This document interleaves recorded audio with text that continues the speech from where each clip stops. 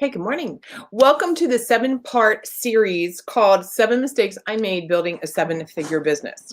So the reason I'm sharing this, remember, this is every Tuesday morning here, live on Instagram, YouTube, all the places, so that I can share some of those successes and failures that happen when you're building the business of your dreams and what happens if it's not. So over the next 7 weeks, I want to give you some action steps, some tips, and be able to support you recognizing that sometimes things don't work out like you think. And then what are you supposed to do? What do you want to do with that? So today in our 7-part series, the very first mistake that I made. Well, first of all, for those of you who aren't familiar with me, hi, I'm Mary Bicknell. I am a former psychotherapist turned business consultant, strategist, success coach, and leadership mentor for sure. And working with women specifically about how to expand their business. Here's the 3 things I want you to do in your life. And this is about your business, right? Have emotional, time, and financial freedom. Hi. Emotional, time, and financial freedom. In other words, my brand is all about being bold, which stands for being a brave, outgoing leader, determined, deciding to lead a life uncommon. So what does this mean? It means ultimately for you to be able to do whatever the hell you want to do whenever you want to do it. So I'm able to do that now. And so I want so much for you to be able to do the same thing. So I'm going to share all the grime, the gritty, and all the pretty, all the fun stuff, so that you can recognize, I know that you're seeing all kinds of stuff online. I know you're seeing, everything online. People are like, I made $5 billion, and it's just like flow and ease. So I'm going to tell you some of the truth of what you've been seeing, because I'm kind of an OG. I've been online more than 8 years. So I'm not just like a flash in the pan, showed up COVID, right? One of the new COVID coaches. I know y'all see that. These people come on and they're telling you stuff. They've never built a business. So not only have I had an online business, online and off, but I've been an entrepreneur since I was 18. So I've been in sales. I've had a private practice. I've worked at Johns Hopkins as a clinician. And so I've done everything in the mental health world, everything, you name it. I've done it. I mean, everything from addicts to teenagers to old people. And I have a degree in interior design. So I'm also very familiar with building other businesses. Here's the thing. Starting with this 7-part series, the very first mistake I made, ready? I chose to hide who I really was. I chose to tap down how I showed up. And you might say, well, that's part of the evolutionary journey about showing up and doing your marketing. And while that might be true, it was a conscious thing. It's a little bit different, right? When a lot of times when we go live and we're doing something new, we're a little nervous. So we're not maybe showing up in our grandeur, right? In our bigness. But I consciously decided to just kind of play it easy. I first started out my online business being the relationship tour guide. Some of you have seen this card a million times. So I started, I went from, moving on to doing relationship coaching, because I wanted women to be able to have a great love life. And the mistake I made, here it is, the mistake that I made in my marketing as a personal brand. It's different when you're doing a corporation, but as a personal brand, which means you're the face of your business. You're the service provider. It's you. The mistake about not really showing up in my real self. Now, what does that look like? It means that I wasn't as candid. And some of you have seen some of my original videos. I wasn't as candid. I wasn't as direct. I didn't cuss, like, sometimes I say shit. Hi, Christine. Hi, Jenny. Have you had techniques changed?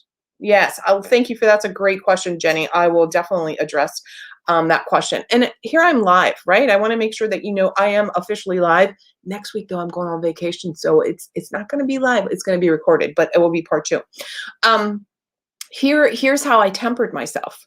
I didn't show up. I didn't laugh. I didn't cuss. I wasn't the real me.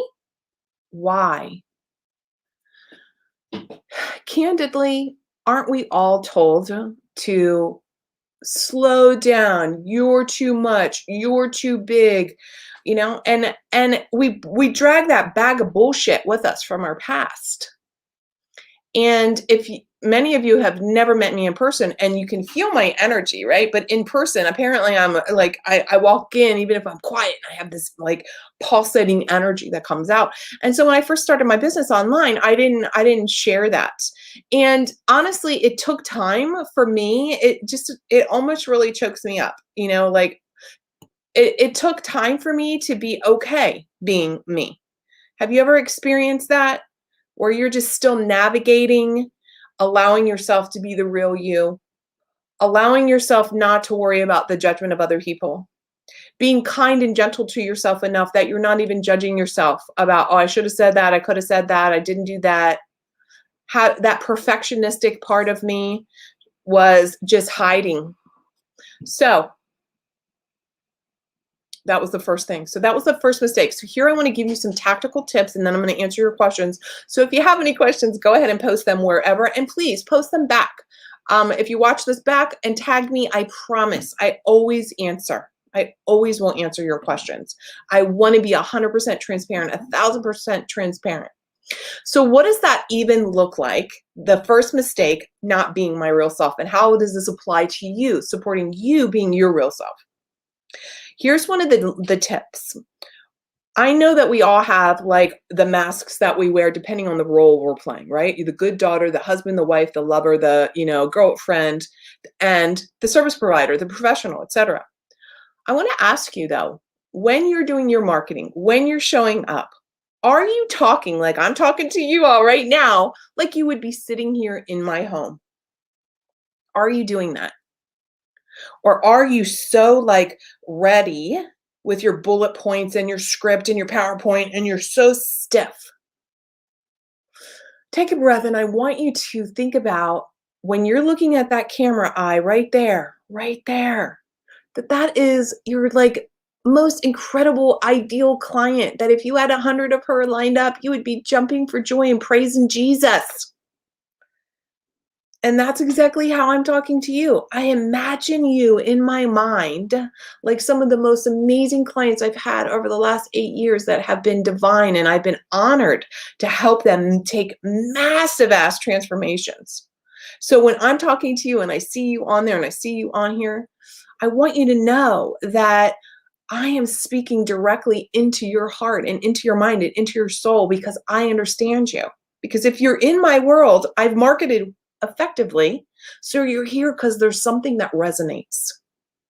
So that's what I want to give to you today. I want you to ask yourself, when you go live, when you're writing your emails, when you're doing your presentation, and this is the same when I'm speaking live. By the way, like this week, I'm speaking for Boise State University for Women in Leadership. I speak all across the country. Thank God COVID's going away soon. So remember, your online persona is the same as your offline persona. It's the same. Okay, so are you speaking to the camera as though you're speaking like if you were sitting here in one of my beautiful velvet chairs? Are you being that same person? So ask yourself, am I talking like I would be talking to my girlfriend or my favorite ideal client? Am I allowing myself to be vulnerable? Am I able to share some stories with them so that they see the connection, that I can be empathetic and compassionate and still hold the ground for them? That's what I want you to think about. I didn't really do those things. I did all the things when I signed a client, right? I did all those things. Of course, I'm excellent. I'm brilliant in what I do. I claim it. That's my genius zone, helping you figure out what's in the way, getting a plan and making it happen. But the difference was I was like this, like, ready? Here's an example. I was like, hi, I'm Mary Bicknell, your relationship tour guide. And today what we're going to talk about, like totally not even me. And I would replay that and re-record it and re-record it and re-record it. So today I want you to challenge all of you to go live, whatever platform you're watching, go live and talk to that camera like you're talking to your ideal client. She's already said yes. She's already working with you. She's thrilled out of her mind to work with you.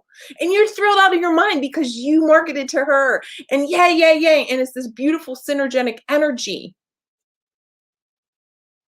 Talk like that. Talk to her like that. She's waiting for you. So, mistake number 1, I didn't show up like my real self. And we're going to have the rest of this is a 7-part, 7-week series on the 7 mistakes that I made building a 7-figure business. Let me answer some of your questions, right? Great to catch you live. I can't see the name on that. Oh, darn. If you're still alive, I'd love to put your name in there. I'm glad that you were able to catch me live. So Jenny asks, have your techniques changed at all since COVID? So if you're referring to my techniques around marketing, no. Here's the thing about COVID. I know a lot of people felt, and now granted, look guys, we're like 18 months in, right? So, or whatever it is. I still remember, side note, I still remember like we all did, 911. And I also remember COVID when it came to my town. I was actually in New York. I was meeting with my coach at the time and a really close colleague. And it was, I live in Portland, I live in Oregon, and I was in New York City. And actually I was on Long Island. I was like staying in a hotel on the beach. Anyhow, on the news, it was like 10:30 at night, East Coast time. And on the news, dig this, it said, first case in Oregon at Forest Hills Elementary School. Oh my God, that is the school that I would walk River to, my daughter River, all through elementary school, you guys. That was like her school. Now, she doesn't go to that school anymore, but I remember thinking, holy shit, this little tiny town I live in, Lake Oswego, and oh my God, it's going to be here in COVID. Anyhow, that was back in February. It was February 29th. That's how much I remember it. Anyhow, to the point about marketing it differently in COVID. No, my business doubled. I want to say, actually, it more than doubled. It almost, I want to say it tripled plus a little bit during 2020. So when you're asking Jenny the question about have my techniques changed, I would say definitely not. Because here's the thing that I want you to understand. I know that you're getting marketed to in your feed, like the latest, greatest thing, the shiny object. Here's the thing, and this is why I started this sharing with you that I have experience outside the online world and outside of coaches. I've consulted with, 8-figure businesses and realtors and all kinds of business owners, not just like online coaches. And here's the thing, business tactics are business tactics. Like strong business standards never are the newest, greatest thing. Hello, that's the serious truth. Effective marketing to your ideal client, same thing. Saying the correct message to speak to her directly, same thing. So business basics are business basics. Now, are there different ways that you can reach your ideal client? Sure. You can do a webinar. You can do a masterclass. You can do a challenge. You can do a live, right? Like I'm talking to you all, and there'll be people that were watching this wherever, right? But the same basics are the basics. And this is what you must learn to master. So COVID does not matter when it comes to my business and marketing. Did I reduce my rates? No, I more than tripled my income in 2020. More people than ever needed support. So if that's what you mean, right? Have my techniques changed at all? No. When you build a solid foundation and you really understand how to do that, you may pivot a little bit. You may zig a little bit. Like right now, everybody's doing challenges. I did challenges for years. And now it's a little different. So I know some of you are listening to the podcast. High five to you. Lead a Life Uncommon on all the platforms. Twice a week it comes out. So I'm weaving that in. I am speaking again all across the country. I am doing podcast guesting all the time. I am being brought into people's Facebook groups to do trainings. So all of those are still standard ways that I've always done. So don't jump around. That's going to be one of my other tips. So just FYI, I'm not going to go into it all right now, but that will be one of my other tips, the mistakes I made. In this 7-part series, I jumped all around, shiny object. Don't do it. Don't do it. Great question. How do you triage clients? Sorry for all the questions. There's no apology for questions. This is what I'm here for. This is why I'm live. Thank you so much for being live and asking questions. I want you all to ask questions. And those of you who watch the replay, ask me a question. This is why I'm here. How do you triage clients? But I do something similar and have followed you for years and I'm generally interested. Oh, thank you so much, Jenny. I'm so glad because I recognize your name. What does that even mean? How do you triage clients? If you want to, you can jump on this call. Are you open to just actually jumping? If I shared the link, you're welcome to be on this call live with me. I'm going to copy it. And you don't have to if you don't want to. I don't want to freak you out. All of a sudden, I'm like bringing you on. But, sometimes it's just as easy to talk to you live instead of the back and forth, right? I don't know what that means, triage clients. So obviously you're a clinician because the average person in business doesn't even say the word triage. So I know that you're a clinician. I am assuming, correct? What does that mean? How do I triage clients? So if you mean by that in business terms, how do I market effectively to bring in my ideal client so that I know that they are a fit? This is what I believe that you're saying, right? And of course, you're welcome to pop in using that link if you want to. So first of all, back to business basics. Who is your ideal client? So when you know your ideal client, all of you, when you know your ideal client, that's who you're talking to. So I don't need to triage anything, meaning like, do I want them? Do I not want them? Do I want them? I just don't bring, like, the world of possibilities is open, right? There's almost 8 billion people on the world, and God knows how many people are on Facebook and all the platforms that I'm broadcasting to live right now: LinkedIn, YouTube, Instagram, Facebook, multiple Facebook areas. Here's the thing. I don't need to triage people. Does that make sense? I don't need to triage people because I have, by my marketing and by my message, I can't link. Okay, that's fine. No problem. There's so many who need support. How do you stream those for what you need? Okay. So look, here's the thing. She's asking the question like, how do I decide, basically, how do I decide what clients to take? Because so many people need my support. And how do I weed people out? Look, here's the thing. Although I'm a clinician, you guys, I'm a licensed clinical social worker still, right? I keep my license to market, by the way, not because I use it as a clinician, but I am not the idealistic social worker anymore. My zone of, see, this is the problem. And so this is such a valid thing that you're saying, and I really appreciate it, is that we can help, like, go make a shit ton of money. You've heard me say this, Jenny, if you've been following me at all. Go master the art of making a lot of money. Clients who have a lot of money need you. Make a lot of money and then hire some people who can help the people who don't have a lot of money. I am not here to save the world. I'm here to work with people, to work with women who want more out of their life. And the way that I look at that is, first of all, I have a global community, literally clients all over the world. And the ripple effect of that, like clients in London, clients in Canada, clients here in Oregon, they're out there then. When I help them transform and when I help them build their businesses and when I help them have financial success and when I help them feel like a badass rock star, that is a ripple effect across the world. So I no longer feel the need, if you will, to personally, like every person who like, oh, help me, Mary. Can you give me a discount? Can I get that cheap? No. Like, no, I have decades of experience. So here's the thing, Jenny, what I want you to really think about, and all of you, is where are you compromising? This will be another tip, but anyhow, where are you compromising? It's kind of related to this tip. Where are you compromising your actually elite service because you have the idea that you can help everybody? See, I often say to clients, that I am more interested in you than I am your clients. Let me say that again. I am more interested in you, Jenny, having a massive transformation in your life than I am concerned about all the people you want to help. Why is that? Because I know when I help you and all my clients have emotional freedom, have time freedom, and make more money, you become better at everything that you do. You make more money. You make better decisions. You are a more effective helper, service provider, whatever that is. So I never feel that By the way, here's another thing. I give you all so much amazing ass free content like this today.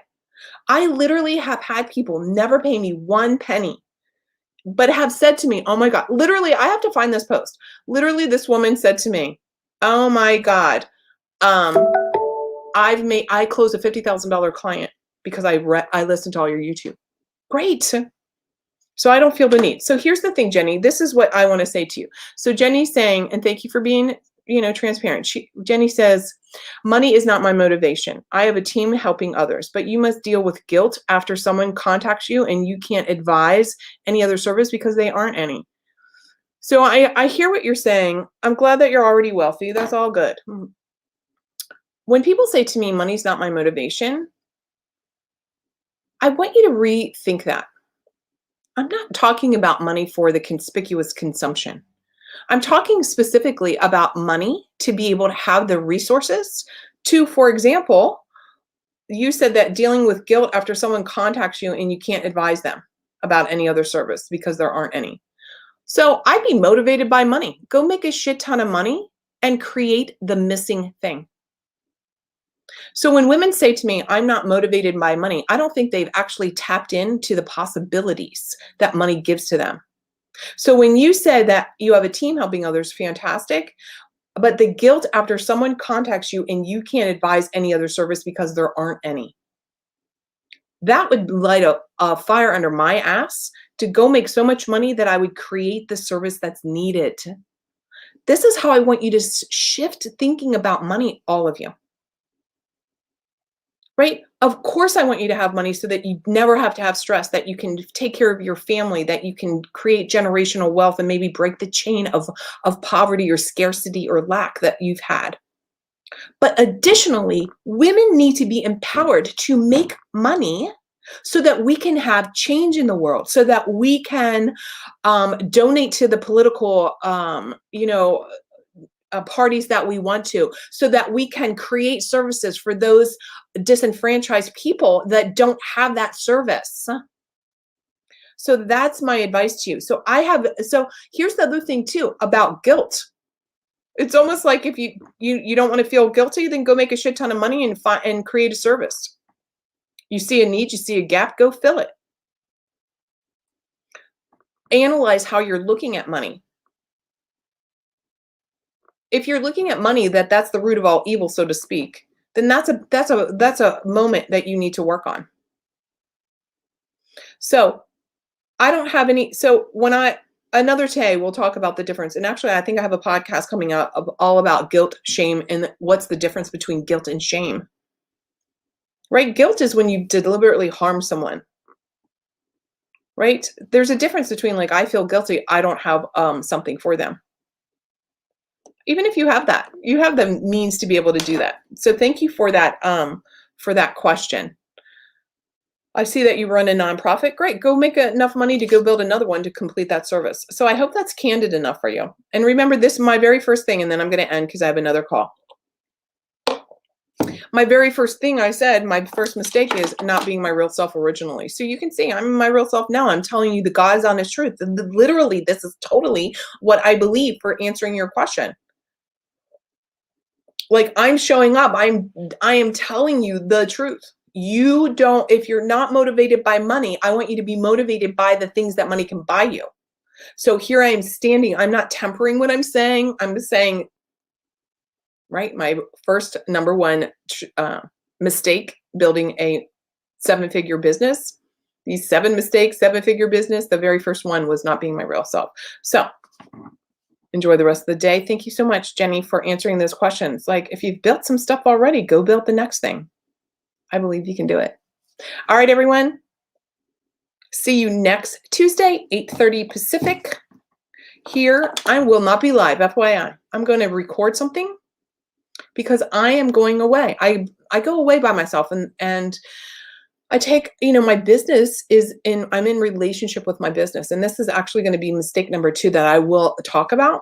And it will be so apropos because I will be away in relationship with my business, which I want to encourage you all to do. But it will be recorded and broadcast. I want to tell you that because it's going to look like I'm coming on live. So I use StreamYard, the product StreamYard. So again, transparency. I just want you to know. All right, I will talk to you all later. Oh, and go listen to the podcast, Lead a Life Uncommon. Give me a 5-star review. Share it with people. Oh my God, you guys, we are almost at the top 100. And I'm so excited. I'm so honored. Thank you so much. I will talk to you all later. Bye.